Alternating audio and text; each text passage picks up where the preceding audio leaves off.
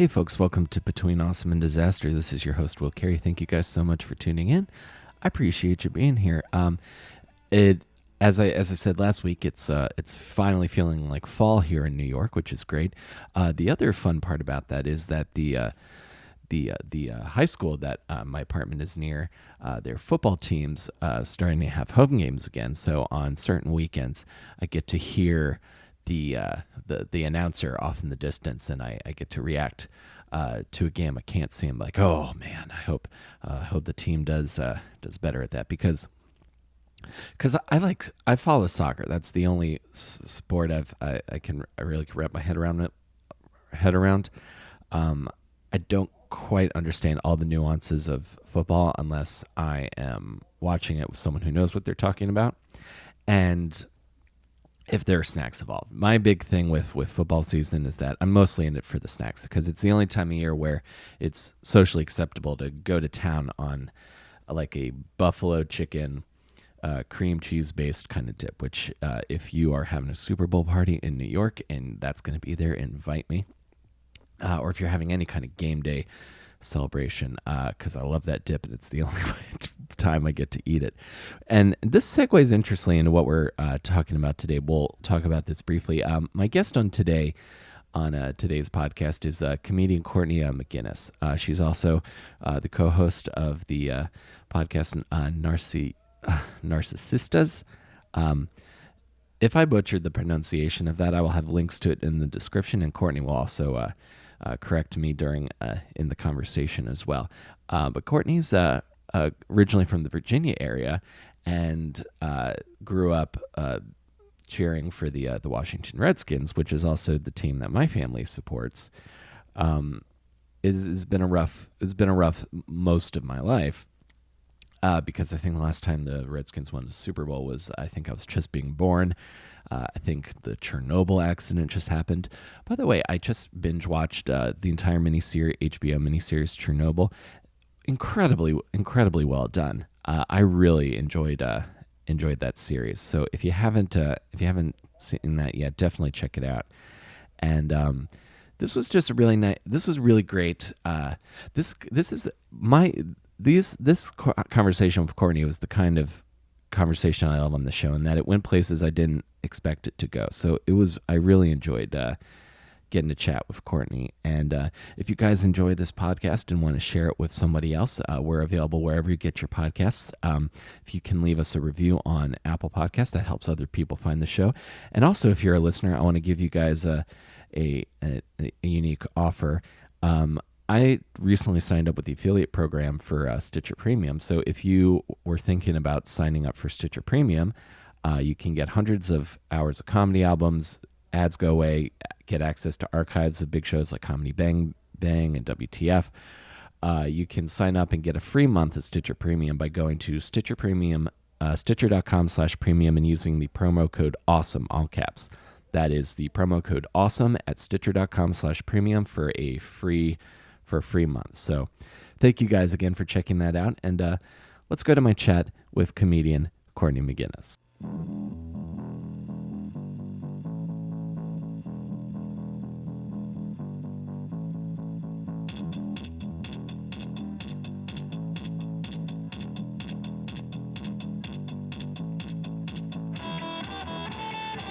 Yeah, those are some high quality sounds. I like that.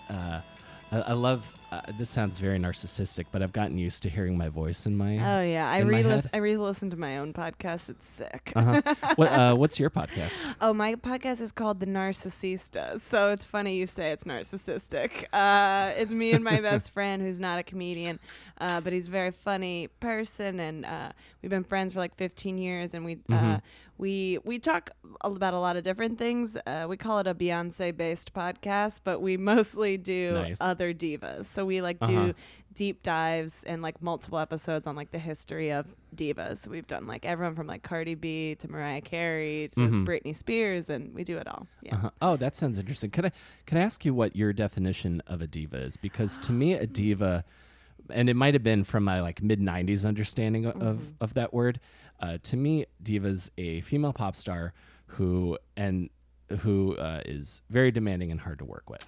Yes, I think the definition of diva has evolved over time. I imagine it has. Because I think you would then, if that's the definition, you would say like Mariah Carey and Patti LaBelle might be the only two living divas right now. Sure. But I think now I would define it as just like a pop star who can do what she motherfucking wants, and she's her own business. She's her own thing. You know what I mean? Like totally. I love your hand gestures I know. you're doing right now. I got real fucking sassy with it, bitch. But no, that makes perfect sense because when I think of Beyonce, I think of an entertainer who has been firing like on all conceivable cylinders for 2+ decades, for a really long time. So it's pretty awesome. It's pretty awesome to. It's funny. I just got chills when you said that. Oh, really? I'm so obsessed with Beyonce. Isn't it sad? I'm so obsessed with her. I'm like, oh, thank you for complimenting her. I don't think so. I'm as obsessive about the same kind of things. I think they're just considered nerdier because they're not like Beyonce or Game of Thrones. I will argue that I am nerdy about Beyonce, though. I know some pretty deep facts in there, but she's like the new diva, right? She's like not a bitch, but she's a boss. You know what I mean? Like she is very demanding, but she's not like saying shitty things about other pop stars the way Mariah Carey is, which I worship Mariah Carey. I love everything that comes out of her mouth is fucking amazing and hilarious.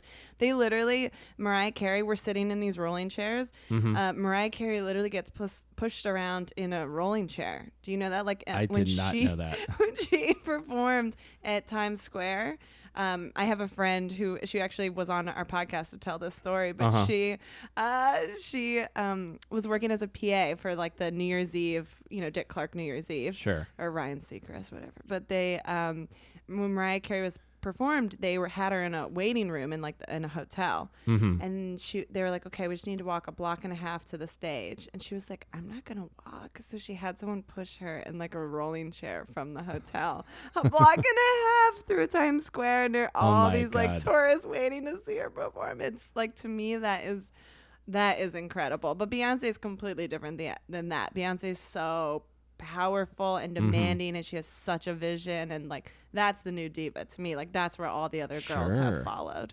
They're more about the business and the Now does this go, how far back does this go for you? Were you like into Destiny's Child, because to me Destiny's Child was like 6th, 7th grade. So how far back does this go for you? Were you into like the top pop stars of that era as well? Big time, baby, big time. I begged my mom for a strobe light before I got a job. I begged her. I was like, Mom, I have to have a strobe light. So finally for Christmas or something, she got me a strobe light. And then the next year, I got a job at the mall when I was like 14. I just bought another strobe light because I wanted to make Britney Spears videos in my fucking bedroom. Like, I worshipped these girls. I learned all the choreography. I just like live for a performer, and I love a dancer. I was obsessed with Destiny's Child. Do you remember the show Smart Guy? Yes. Okay. On Disney Channel? On the Disney Channel. So the Disney sure Channel, that's premium cable, baby. Sure okay. is. That is luxury. Yeah. And my family got a trial of the premium for a year. We had like the Disney Channel. We had all the shit, right? And that's when Smart Guy started. And Destiny's Child was on an episode of Smart Guy. And I was like, who are these girls? And they performed No, No, No. And then I was done. I was over. I was everything. I love Destiny's Child. I was also big NSYNC for life. So it wasn't, I'm not sexist. Love Christina Aguilera. I just worshipped all of them. And then I got around to Eminem, and then I was like, well, now I kind of hate all of them and love them. Sure. You know what I mean? Yeah. I had that kind of time too, where I liked lots of different stuff because I was just trying to get as much in my brain as I possibly could. Sure. And so I was like really into like Eminem, and I went through an ICP phase for a while. So I was like I was on both sides of the beef. Sure. And that's how I feel now, and with the way comedy is right now. But sure, and I feel agree. like, yeah. and then I was like really into Creed, but then I also liked all the bands that hated Creed. Oh, sure. But my favorite band was and always will be Blink-182. So that's always my God, love Blink-182. Yeah. They just performed in the NFL on the Monday Night Football. Yes. Redskins Bears. They did, and to tell you how deep I go, they performed on Good Morning America this summer, and I got up at 4:00 in the morning to get there. And during one How song, was it was really cool. Like Yeah. it was cool to see that. You got to see their sound check, and they played the 4 songs. And the coolest part is they were playing one of their newer songs, and I was singing very loudly, and I think I was the only one who was singing the new stuff. If you know the new stuff, you're a dedicated fan. Their new album I really enjoyed. Yeah, I need to listen to it. And there was and Matt Skiba, who's in the band now that Tom is Yes, I was out going of to the ask band. about Tom, but continue. Matt Skiba points to me and that does like one of these pound the fist on the heart kind of things. So I was like, I guess that means I'm in the band now. If anything You're happens. in the band. Yeah. What did you want to ask me about Tom DeLonge? How do you feel like they've changed since Tom left? I do, yeah. Yeah. And not for a good or a bad way, just in a different way. The first album they did after he left, I think, kind of took them back to being a poppy punk band again. Sure. Which I enjoyed. But this newer album, they are incorporating more modern influences. Gotcha. So it's different, but I refuse to be the old man screaming at the clouds like, I only like the old stuff. Ever been released after 1999 isn't real. Oh my God, that old. I don't want to be that person. You're like, play the party song. Wait. Okay. So, are you an alien person or no? No. I The love alien. aliens. Sorry, go ahead. Well, I kind of want to trace that a little bit. Okay. So I recently saw Angels in Airwaves, Tom's new band, the same day that the Navy was like, those videos his company released are real and they shouldn't have been released. Yeah. So I'd always been, I'm inherently like skeptical. I have to physically see something, but I guess they might exist. I don't know, but and I'm not that knowledgeable. I don't want to act like I am. I listen to like some podcasts and stuff, and I just like it. I just want it to be real so badly. Do you know what I mean? Like I want something to be out there so badly that anytime I hear a story about it, I'm like, oh my God, it's real. You know, and those videos are fucking crazy, and it's like, I don't know. I just love that Tom was like, I'm gonna go work on this now. But I know. he also like brought a lot of attention to this stuff because he's such a huge celebrity. Oh my God, yeah. You know? Yeah. I love it so much. Oh, 100%. Because like dudes like doing podcasts in like remote parts of the country aren't gonna bring the same level of attention as the guy who wrote All the Small Things. Exactly though. But like for real, and like that shows you. I mean, sometimes the power of celebrity works in our favor. Oh, 100%. It's like validating of a certain thing. I love it. Yeah. I one time I thought I saw a UFO when I was a kid. I was laying in my bedroom and I was like terrified. I was like, I saw this gold shiny orb like floating around, and I was like paralyzed in my bed. Oh, I was wow. like, oh my God, I think I'm seeing. And I before that I had like always loved alien movies. I'm obsessed. I love horror. I like love all of it. Love the Twilight Zone. And I was paralyzed. I was like, it's happening. And I finally got up the courage to get out of bed and creep to the window. And it was my parents' flagpole. It was the top of the flagpole. And I was like, that was my chance. But it's the same that's thing. amazing. It's the same thing with ghosts, too. I want it too bad. You know what I mean? I want to see it too bad that I'm never going to see it. Oh, no, I agree. Like all of this stuff, if it exists, like the ramifications for the world and like life as we know it would make things so much more interesting. Oh, could you die? Oh my God. I know. Well, because I'm great. I'm so excited that this subject came up, because I remember being like very into the idea of space when I was a kid. Like, you know, just going to the planetarium worked on me. For sure. We grew up near DC. So we like were able to go to like big museums like that and stuff. And and what kid didn't want to go to space camp? You know what I mean? Oh, absolutely. Yeah. So I come from Southern Maryland. Basically, my county is considered like a suburb of DC. Same. And where are you from? I'm from Fairfax, Virginia. So I grew up like 20, 30 minutes outside the city as Uh-huh. well. Close to much. So I feel like every school field trip was to like a DC museum or to a goddamn Virginia plantation. Yeah. I once took a field trip to the landfill. That was Oh, honey, no. that was See, a that's trip. Maryland Public Schools for you, bitch. Fucking burned It your is. ass. Oh, so you went to plantations and were like, all right, kids. Well, this is where we used to. People used to own other people, And my friends were like, I grew up in a very diverse area, so I'd have to turn to my Right. black friends and be like, "Yikes!" Huh? Yikes. Like nothing more weird and uncomfortable than that. I tried to tell it as a story on stage, and it's people just don't. I think it's like hard to understand that it's like. We would joke about it as kids because it was so fucked up. Virginia's history Yeah. is so absolutely fucked, and now Virginia is like very diverse, even though I think it's stereotypically people think it's not, but where we're from it Yeah. is, Oh, And yeah. it's just like always a joke growing. It was like so fucked up that we had to learn all of this and go through all of this and live down the street from like all these old southern homes. Mm-hmm. Yeah, exactly. Because like Arlington, yeah, is very, very cosmopolitan, but you get like 30 minutes away from Arlington. Oh, It's and like it's oh, for sure. Yeah, I once had. Oh my God! Once in college, I was in a production of The Diary of Anne Frank, and God. I was not a good guy in that production of The Diary of Anne Frank. I'm connecting the dots. So it's real awkward when you are going to the Holocaust Museum with your cast to like really feel the history, but. Oh, But your research is to go there and be convinced by it.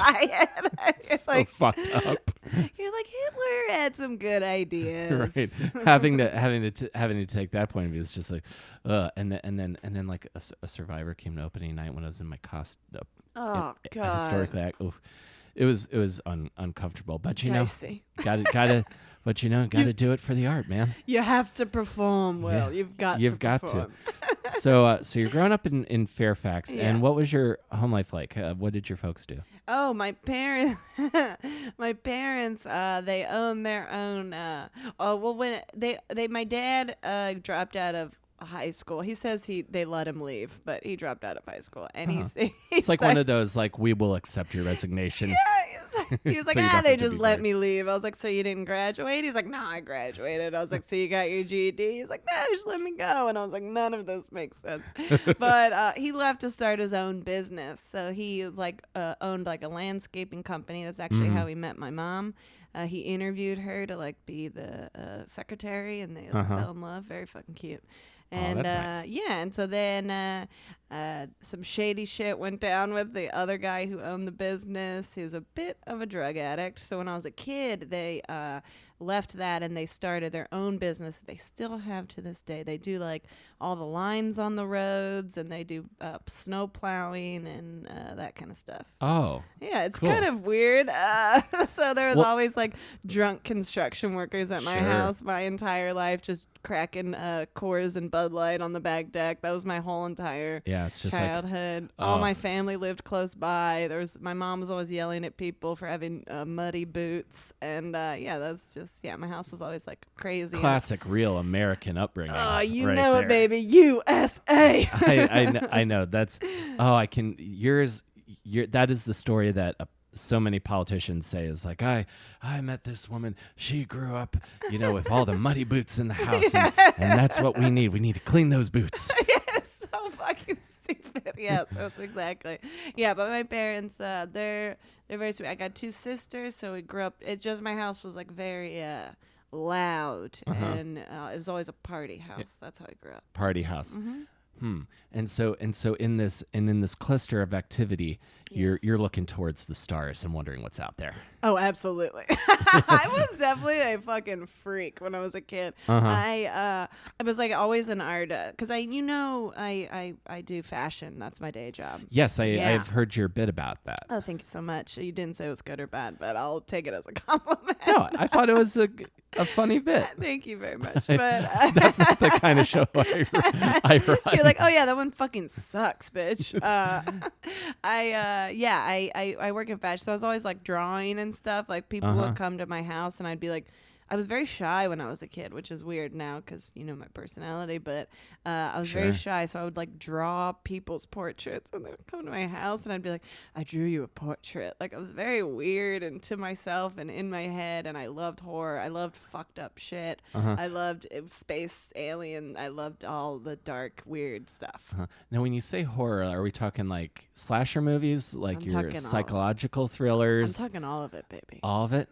I mean, I will say my favorite horror film is The Shining. I watched it when I was way too young. I think I was probably, my dad let me watch it when I was probably like 9 years old. Way too young. And that fucked me up in a good way. Like now I just love it. I love gory stuff. I love psychological stuff. I like weird stuff. Yeah. I kind of like it all. Oh, nice. Yeah. I like campy. Ooh, love campy horror. Yeah. I like I have the Friday the 13th box set. Oh, God bless you. Gets you 1 through 8, and then you got to get the rest of them afterwards. Yeah. I always related to Jason Voorhees as a tall, quiet person who was picked on a lot. Did you? Are you gonna murder me? No. Is that No, what the pod's no. about? At the end, I fucking kill you. So that's kind of nice. We get a lot of press. I mean, that is the next. I feel like true crime is so popular right now. Yeah, I feel like that's the next logical. It is. It's like this serial killer. We found all of the victims, and then we found a link to an RSS feed, and he was like, after you kill me, release my podcast. He was on Luminary. How did he get on Luminary? Oh my God, Luminary. Well, because I work for a podcasting company. Oh, you do? So I That's think funny. about this stuff a lot. I just feel like that's the next logical progression. Or like, there's like, a lot of sex and health podcasts. Like there'll be a podcast where people have sex with each other like midway through the podcast. And then they'll continue the podcast afterwards. God bless. Yeah, the podcast is 15 minutes. It's a lot of work, It is. So horror was your bag early on. Yeah. Even more than aliens, probably. I loved horror stuff. Interesting. I'm aware. I like a lot of, like you said, I like pop stars just as much as I like Rob Zombie movies. You know what I mean? I'm obsessive over both of them. Oh yeah, 100%. That's sort of like that's a very interesting dichotomy, but it makes sense to me. I wanted to run this idea by you because I've read lots of like, why is true crime so popular? Because most true crime podcasts, women are big fans of. That's like the majority of the audience. Yeah. Why do you think true crime is so appealing to people? And I don't even want to make it a gendered thing. I'll just say in general, what do you think is so appealing about it? I think that when people say true crime now, I think people have always been obsessed with true crime. Like if you think about what like People magazine and stuff used to be, like when we were growing up, like who was on the fucking cover of People magazine more than anyone? It was motherfucking John Benet Ramsey, bitch. It was like all this, like I think people have always been obsessed with it. I think podcasting is just a nice secretive way to like hear all this dark fucked up shit.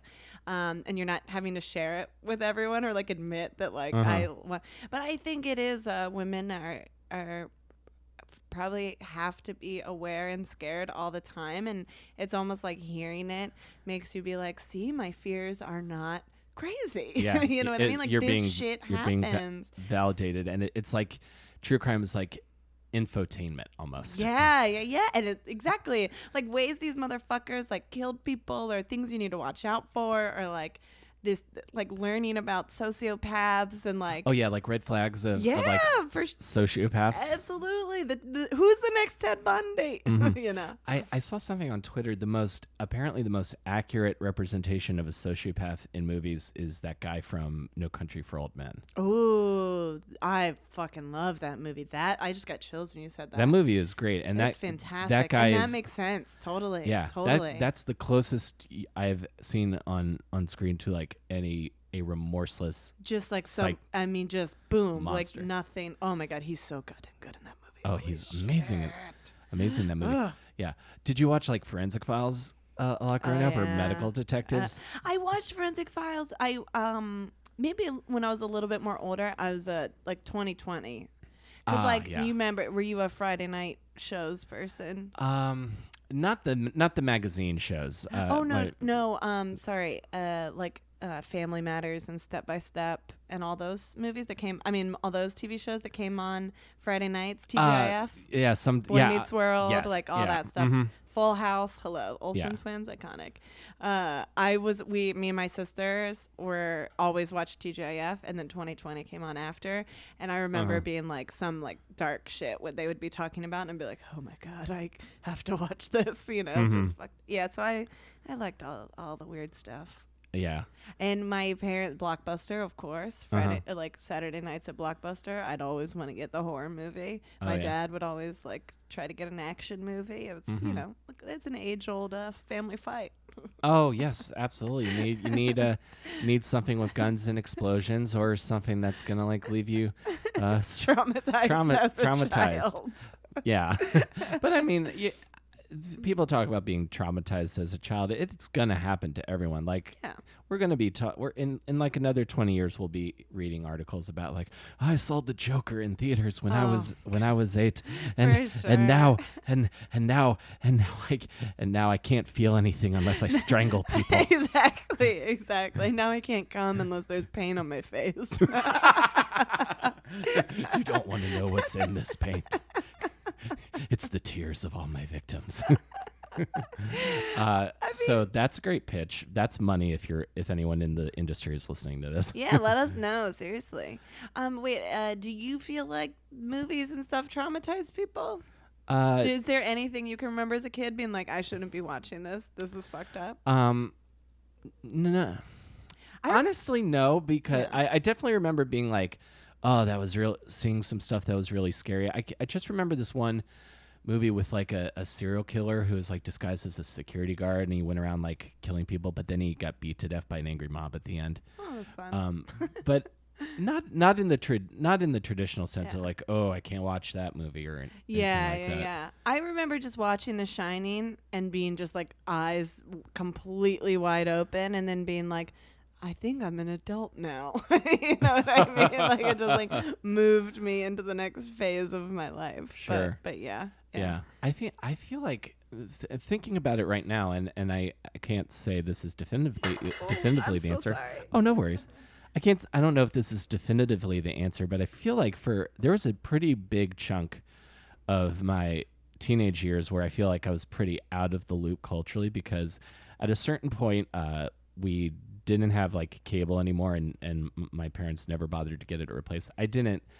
I wasn't given access to the family computer until like I was well into like maybe like 9th grade or something like that to do like school projects. So the pop culture I was aware of like in middle school, I was, I knew about Pokemon a little bit, knew about Dragon Ball Z, but I remember watching a lot of murder documentaries like Forensic Files, and then documentaries about the sinking of the Titanic. Well, the Titanic was very hot in the late 90s. It was very hot. Yeah, if you look behind you, you'll see I have a model of the Titanic. Oh that was like, how like every guy gets really into World War II when they hit a certain age. That was my thing. Oh, the Titanic. When I was a kid, was reading about that. It's like, well, no, actually, they said this, and the science, it means they could have missed the iceberg if they were going slower, like all of that kind of stuff. So did you so horror was your jam? Did this translate into high school? Because you're very like effervescent. People always ask approachable me person? Yeah, people always ask me if I'm from California. I don't know what that means. I'm just blonde, and I think I smile a lot. But I'm very dark and very twisted, and I have depression, and I like the most fucked up things, and I've always liked them, like always. Like Hannibal came out when I was in high school. I remember loving that. Now I think I don't know if I've rewatched that, but I don't remember it being that great. But anyways, Hannibal was just okay. Silence of the just Lambs okay. was where it's at. Oh, I mean Silence of the Lambs, of course. But I remember like doing in high school, going back and watching like old horror movies like Silence of the Lambs and things that I had missed. Horror has definitely been a thread. Horror and football, those have been the threads of my entire life. Soccer or like football? Football, you bitch. I have to ask because I talk to lots of comedians. I'm a soccer fan. I talk to lots of soccer fans. There's only one football, right? Oh, okay. Football, baby, come on. And unfortunately, I like our hometown team, which is not great on a lot of different levels. The Jets or the Giants? No, the Washington Redskins. Oh, the Redskins. Yes. Redskins, yeah. So same with my mom. It's been a depressing. It's very upsetting. My entire life. Just pretty much our entire life. No, I was born a week after we won the Super Bowl in '88, and then we won again in '92, and that is one of my first memories of my life is in the living room watching with my family the Redskins win the Super Bowl. Very amazing experience, and ever since then it's been very bad. Yeah, they were so massive during that time. I remember that. The 80s and 90s. That's why we have the best merch, though. I have a lot of vintage merch, which is great because we were winning and people cared, and now it's we're 0-4 right now. It's not good. Oh, I'm so sorry. It's no good. Yeah, but what are you gonna do? Yeah. But that I've loved that my whole life. I've loved horror forever. I honestly just loved movies, but like horror is probably my favorite genre. I will say. I mean comedy but horror. And you say you got the depression. Oh yeah, sure. So was like the horror like an outlet for the depression? Yeah, actually, now that you say that probably makes sense. Definitely. Also, a lot of druggies. Sure. A lot of drinking. But yeah, I would say that. Maybe that's why I like fucked up things, because I have fucked up thoughts in my brain, and it kind of makes me feel like less I'm a freak or something. Yeah, that makes total sense. Yeah. I went to therapy this morning. Look at you one-upping my therapist. Oh well, I listened to Mark Maron pretty religiously, so I'm basically an amateur psychologist. Oh, perfect. I love it. I love it. Yeah, because I don't know if I'm like if I've ever like been actually clinically depressed or if I've just been bummed out and it was based on circumstances. Yeah. For me. Yeah. But that's what makes talking about this stuff so difficult, because like the people who have genuine issues that they're are struggling with, or like brain chemistry is just wired incorrectly, compared to someone who's like, I just feel bummed or stressed out. It's like not the same thing, but they look the same, but it doesn't feel the same. Sure. And you are only really the architect of your own experience. How are we gonna ever figure it out? It's really complicated, and I've never. So I don't even know. I don't want to act like I'm a poser, but I've never taken medication. But I go to a lot of therapy. So I think what happened with me is, it's funny you say I'm like I fear that I sound like smiley and stuff, but that was always my defense mechanism. So I'm Irish Catholic and Southern. Like I'm not supposed to feel anything at all. Do you know what I mean? Ooh, yeah, that's a lot of repression. That's a lot of repression. Yeah. So I think I spent up until 20, honestly, probably when I started doing comedy. So like 25 years old, 24 years old, just repressing every single thing. And then I think, and just smiling and like biting my tongue and not getting over everything and just pushing through.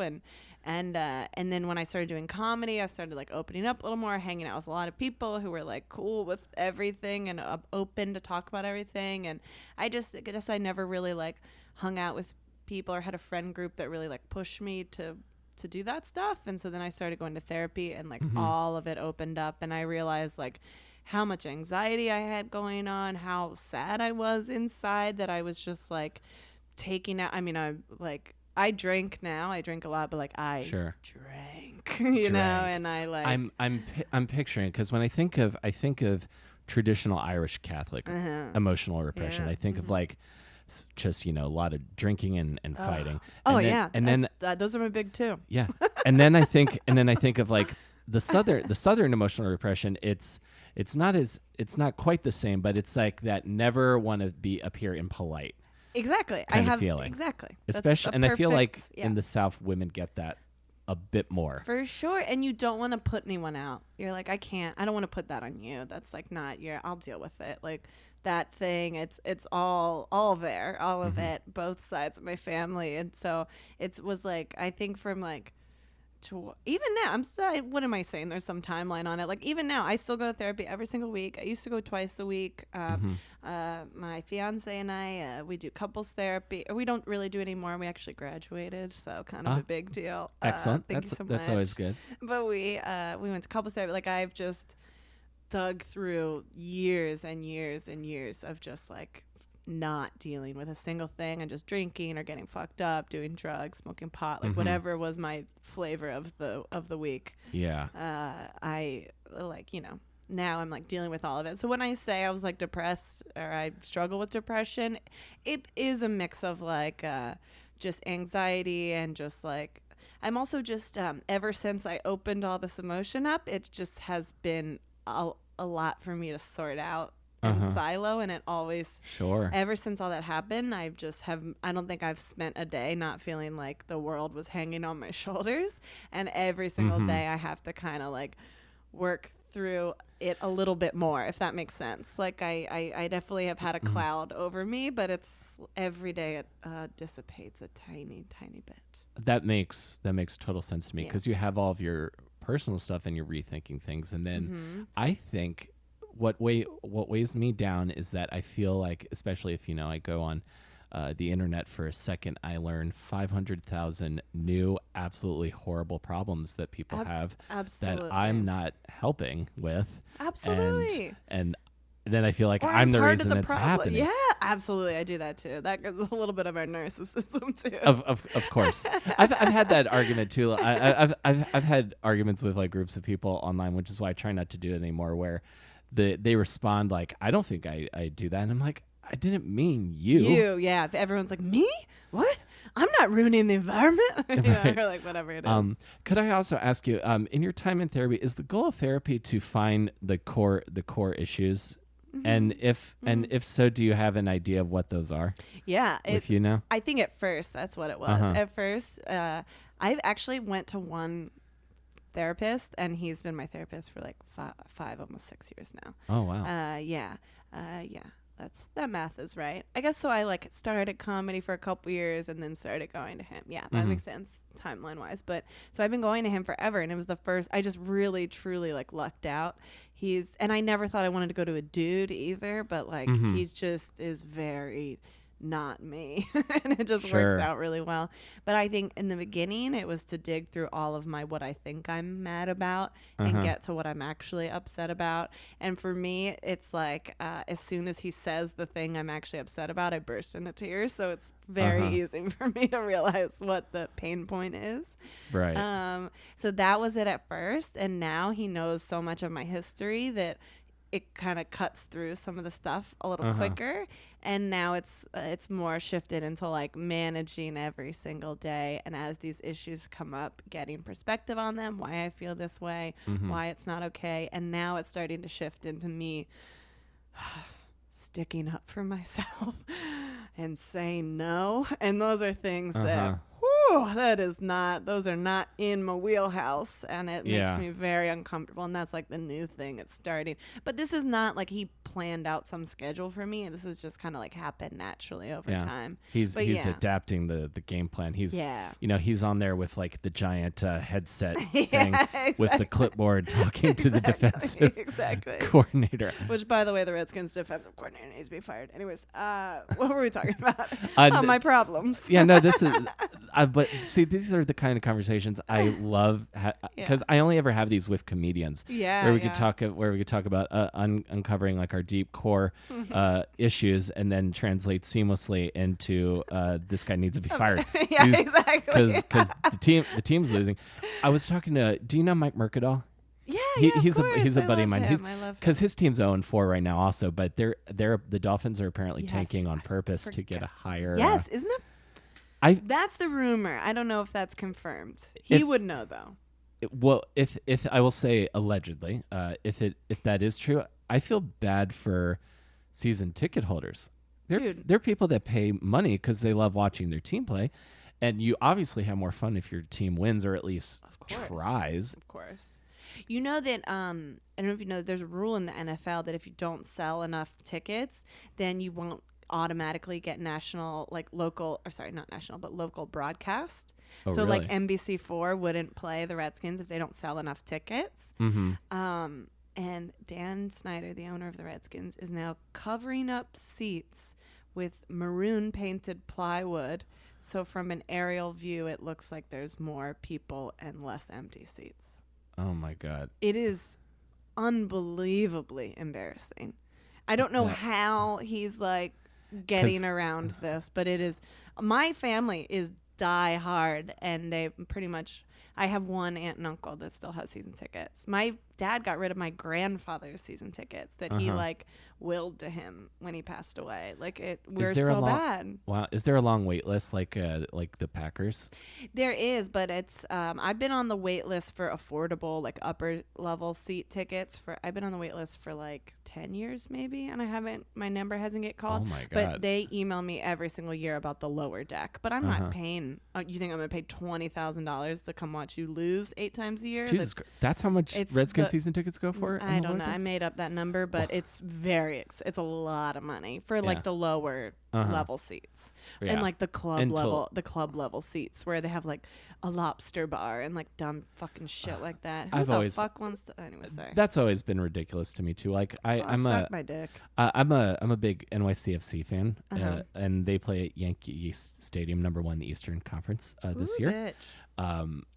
But every time I walk by that really fancy restaurant in Yankee Stadium, I'm like, why? Yeah, I hate all the people that go in there. I mean, I have my uncle's old company used to own a box, so we would get hammered in the parking lot at any time, and we'd go up to our upper deck seats, and then whenever it started to rain, he would sneak us into the club level seats or like the box that they had, and we'd get like free food and booze. That was always great, but I couldn't, like, the people that go to those boxes don't give a shit about football. They're all just like schmoozing with their boss, and that's not the kind of people I want to watch a game with. You know what I mean? I want to watch with the real fucking fans who are psycho. Oh yeah, like me. Yeah, exactly. I don't even sit with the psycho fans. I sit on the other way, like the big groups that sing and chant during the whole game and hit drums and throw off smoke bombs. I'm on the other side from that.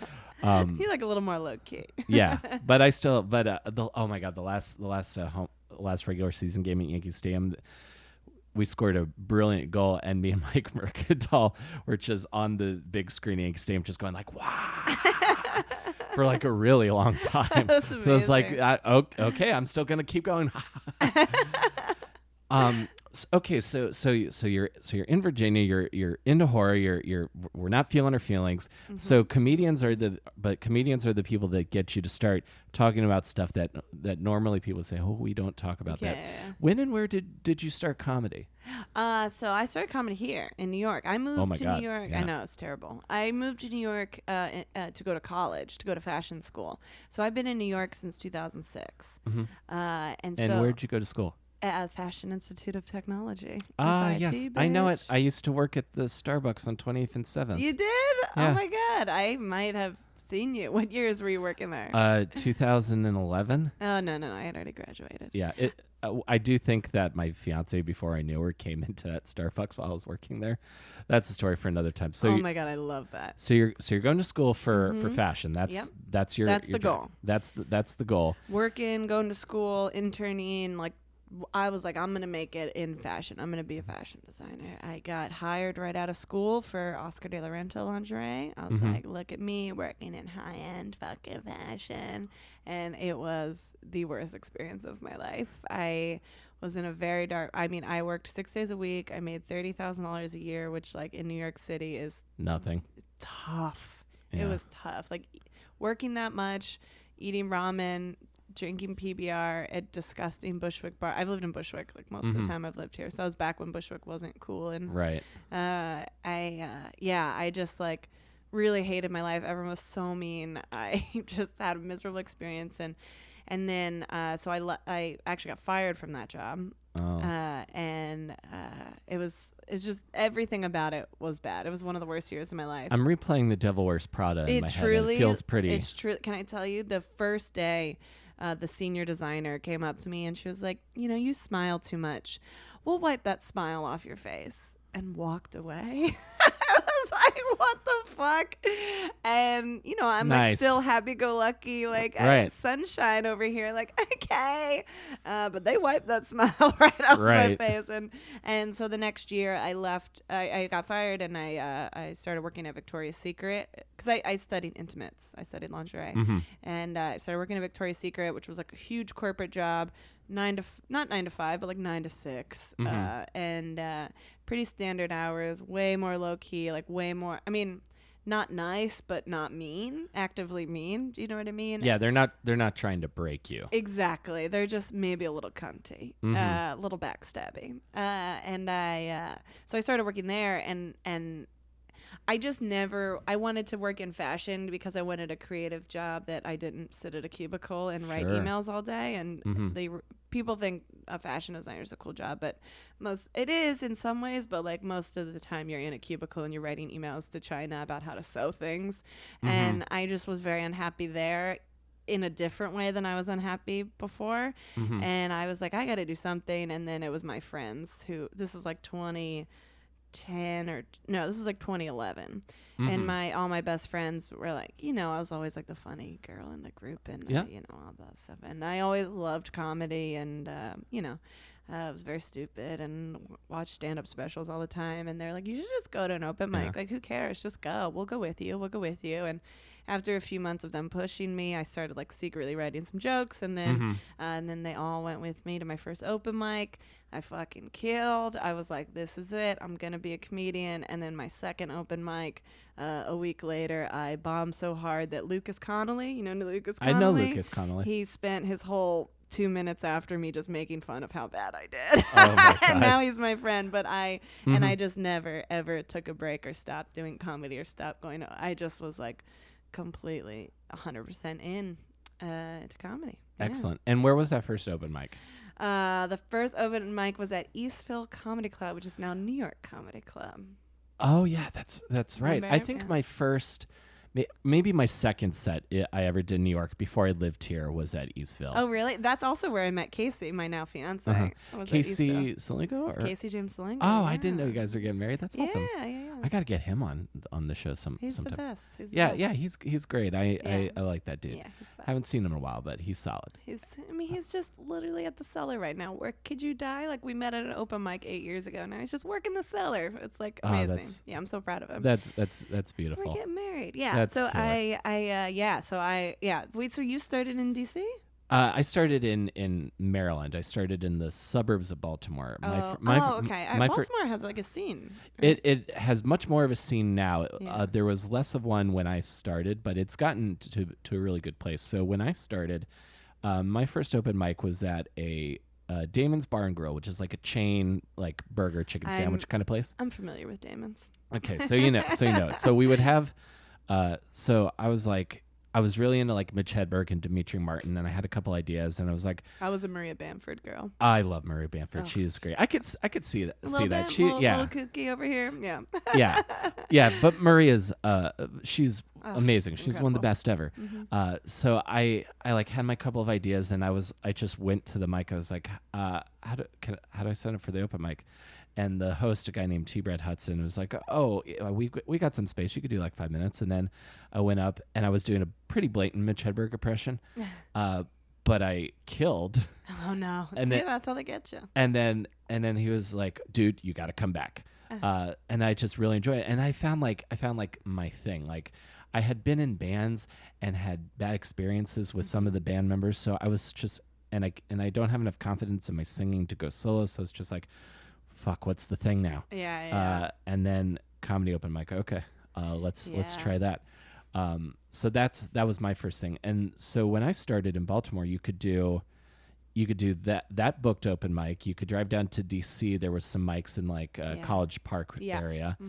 You could do New Talent Night at Magooby's Joke House, and if you were lucky and had a friend who could get you a guest spot on Mickey Coachella's headlining shows, you could do the Comedy Factory.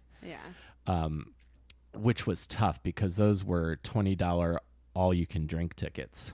Oh shit. And they would I would see those all over the surrounding area. So you would go up and they would be the crowd would fucking be packed in, fucking shit faced. Oh God. My stomach hurts you just talking about that.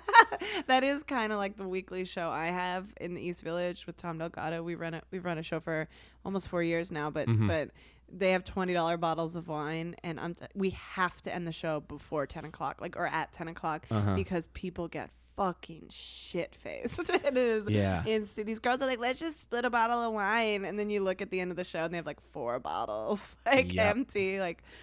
We've had people fall asleep, but they just get so drunk because we're in like a dark little basement. It's a great room, but it's just people are fired up, and the East Village is super young and that's and where all kind the of like young party people are nowadays. like the young yuppie party people though, so they have money and they like want to get fucked up all the time. Oh my God, I that's my audience. So like 2010, 2011. I think it was August of 2011, I believe is when I started. That's awesome. That's about I had been in New York probably for about a year by that point. Then, okay. Yeah. So how long did you do it down there before you moved up here? Probably like 2.5 years. Okay. All right. So you had a little chops going. Yeah. You were still a tiny baby though. Oh yeah. Oh, absolutely. And I think coming to New York, the grind helped me develop. Faster than I think I would have if I stayed there. I just knew for my own personal happiness living in New York that was like check one. Yeah, for sure. On the list because I knew like I had a job I didn't like, but I had like the one mic I would go to every week, and I had some friends. But I was just not going to be happy if I stayed there. I completely understand. That's why going to FIT, because VCU, Virginia Commonwealth, they have fashion as well, and my parents really wanted me to go there. Yeah. FIT is very affordable. It's a state school, but they were like, no, I'll just be in Virginia. It's like even cheaper. And I was like, there's no fucking way I'm going to VCU. But they only let in 15% of applicants to FIT. Right. And I was like, I'm getting into that fucking school. Do you know what I mean? Like I worked my motherfucking ass off on my portfolio. I was insane. Like sleepless nights. Like I was like, I'm going to the school. But I had to get to New York City. I think I told my parents when I was like 12 or 11 that I was going to move to New York. New York is it. And then once I found comedy, it's like everything. I mean, I'm still working in fashion. I'm still hustling. I'm still grinding. After like being so poor for so long in New York, I refuse to be poor anymore. So I'm still just like not sleeping and grinding and doing shows every night and trying my best. But like I would be much less happy and I don't know where. If I didn't do comedy, I would lose it. You know what I mean? I would lose it. Yeah. I don't have visions of grandeur. Like I don't. I understand. Like I just want to do stand up. You know what I mean? Like I think that helps not. Because it's very easy to compare yourself to people having success doing it less time than you. It's very easy, especially with Instagram. It's so easy to just see all these people. You feel like everyone else is doing so much and you're not, and not be grateful for what you have.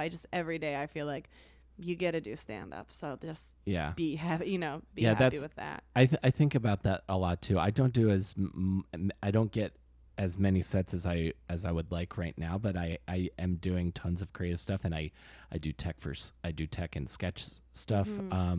And I do this podcast, so I'm very creatively fulfilled. You gotta do it. Yeah. You have to. You'll be so unhappy if you don't. And sorry, you said the New York grind thing. Like there is a lot of reasons why people don't want to start in New York, and it's because good people see you be bad when you first start, and then they always think that you're bad, and that's really hard to like work past that and prove to these people that like I am good. But I will say that I had to get good really fast in New York. Yeah, you have to, otherwise you have to. And just being able to do stand up every single night. Like even if you don't get booked on a show, to be able to do 2 or 3 mics, like, it's just, it's the best. Oh yeah, that's why I wanted to live here so much. And talking about like your parents, like, oh, why don't you go to Virginia? My dad, he's retired now, but he was a nuclear power plant operator. Made very good money. Oh my God, that's crazy. He made very good money, and he kept trying to. It was like, oh, the plant's hiring. I was like, I am not gonna be the fucking guy who works at the same place as Dad does. No, hell fucking no. I was not gonna do that. Yeah. I was like, I will keep working at fucking Target. Well, that works for some people. For some people, that's great. And stability is the thing that makes them happy. And that is amazing. I am honestly extremely jealous of those people. But you and me, obviously, I am not that person. I just have to do something creative. I have to have that outlet. Otherwise I will be miserable. Yeah. And I think there is people that are like afraid to take the risk to do that stuff and are miserable. And it's like, that would be my only advice to anyone, is that you have to just do it.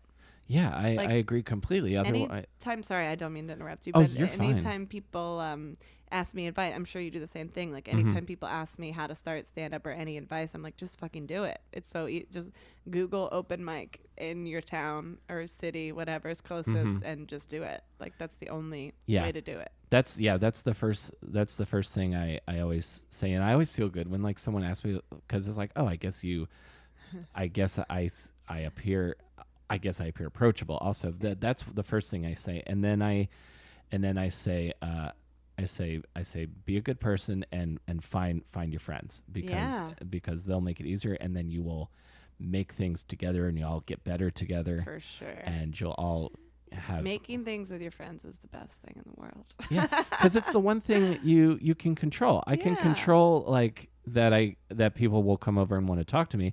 I can't control if Stand Up New York has any interest in, or even I'm past nowhere right now. Oh my God, no, I'm technically past at places and they don't book me for 6 months, and I'm like, oh, I guess I'm not past that. I don't know. Everything it's so hard. It's so hard, and you're right. You can't control what other people think, but you can control the output that you have, like that. 100%. Yeah, which is something I always come back to. And the other thing, and I'll get you out of here, because this might be, we're coming in on some nice like thoughtful reflection. Look at us being thoughtful. The thing I try to remember, because like outside of all of the stuff on the internet, comedy Civil War, and all of that, it's rough out there, people. and all of that stuff. I would love to do a video blog with like just like letters from the comedy Civil War. Just reading people's tweets back at each other. Oh my God. God. That is so funny. Oh my God. You have to do that. Edit this out. You got to do that. Yes, I'm going to do that. I'm going to start doing that. I'll start doing it before you release oh this my God. episode. I'm going to make people so mad at me. But you know what? No one's talking about me now.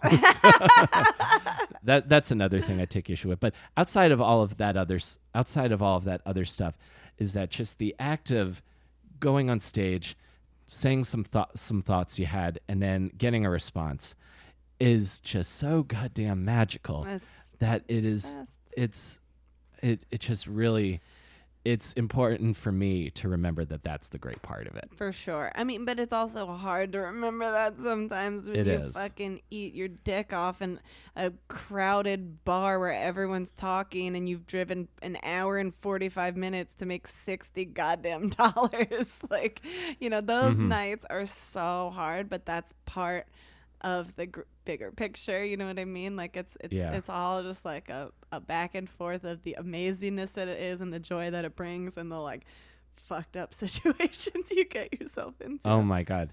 And the highs are so good that you one good set will erase 400. Oh, bad ones, or like bad ones, or like ones where you perform in front of four people who are sweating and not listening. Yeah. Oh, I have rocked some 4 people shows. Like sometimes they're the most fun. I remember 1:30 a.m. comic strip, 4 people. I performed like it was. I tried to perform like it was sold out, and because I was just happy to be there. That's the only way to do it, though. I've done those late night comic strip spots. That's so funny. I think the last time I was there was maybe the springtime, and I think there was like 8 people, and it was like an 11 or 12 show and PM show, and I was like, we shouldn't do comedy this late. We got to stop doing this. People are drunk and they don't want to hear it. Yeah. Comedy is that one art form that it feels it becomes so tangible, like, Yeah. or based around the environment. Otherwise it could just be like stark ravings of a madman or For what have you. sure. For sure. One thing I'll ask you this when we can close on this. What do you want to do next that you haven't done yet? Ooh, What are some goals? great fucking question, Will. Hit me with the good stuff.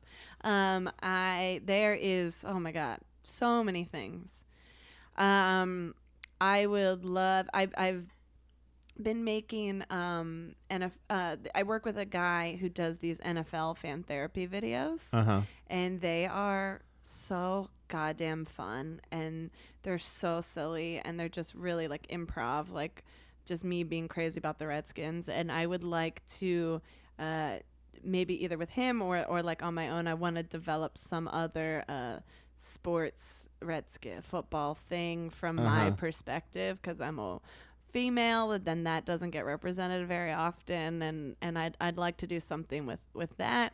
I want to keep growing my podcast. I want to, my fiance and I are planning out a tour next year. I want to potentially get together some stuff for a goddamn album. I want to goddamn record a special. I want to do so many things. I want my weekly show. We've been doing shows at the Barry Ballroom. I want to keep doing those and grow those. So there's so many things. That is like an endless question. And this is perfect because I want to make stuff too. I bought overhead mics to mic audiences, and I've got another. I'm piecing together how to record a live show, like for myself. So I feel like this is not the last time we're going to be working on something. Let's do it. Let's make something. I'm totally down. I love it. I love it. Let's do it. Sounds good. Thank you for having me. This was a blast. It was so nice talking to you. Nice talking to you. Thank you so much for doing my show, Of Courtney. course.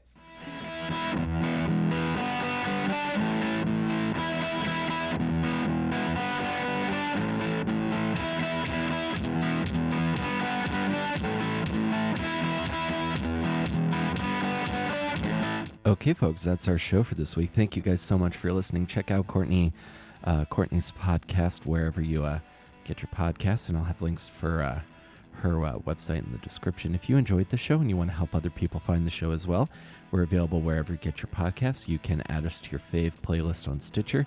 You can leave a review and subscribe on Apple Podcasts. And those are all things you can do to help me grow this thing. So thank you very much, guys. I appreciate it very much.